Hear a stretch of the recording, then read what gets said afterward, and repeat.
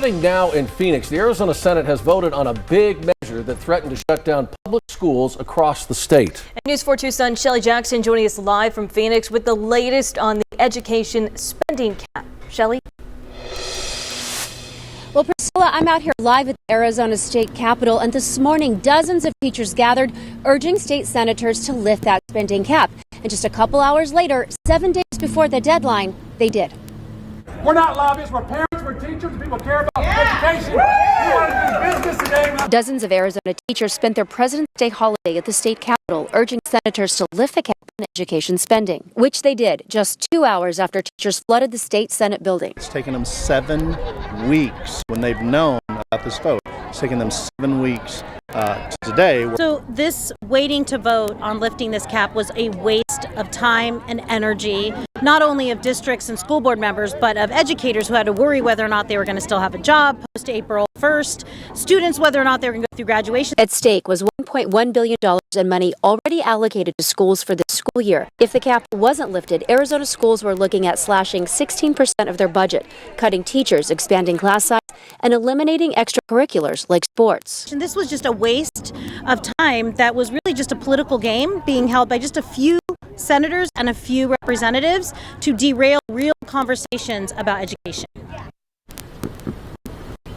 Now, a 2/3 majority is needed in both chambers to lift that spending cap. The House voted for it last week, but until today, the votes just weren't there in the Senate. And now News 4 Tucson's Eric Fink joins us with more on live reaction. Eric.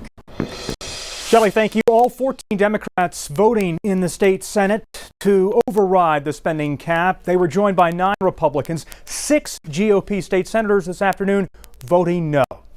And the vote up in Phoenix means more than a potential $1 billion cut to public education in Arizona has been avoided. Teachers worried about school closures and potential layoffs. The education spending cap was approved by voters way back in 1980. This afternoon, Senate President Karen Fann supported overriding the cap. You will hear from her in just a moment. But first, Democrat Martin Quezada, who says the funding issues surrounding education in our state, it's not going away. Public education funding for our schools is not a checkbox, something that we are going to come in here, fix one day, and then go home. That's not how governance works.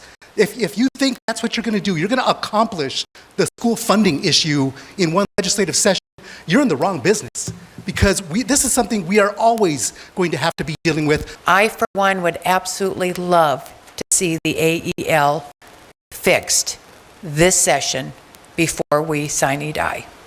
But it's going to take both of us. It's going to take give and take. It's going to be able to see both sides of the aisle to come to something that we can all agree on.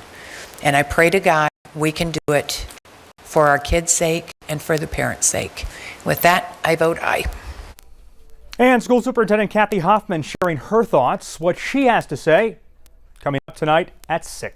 Live in the newsroom, I'm Eric Fink, News 4 Tucson. Priscilla back.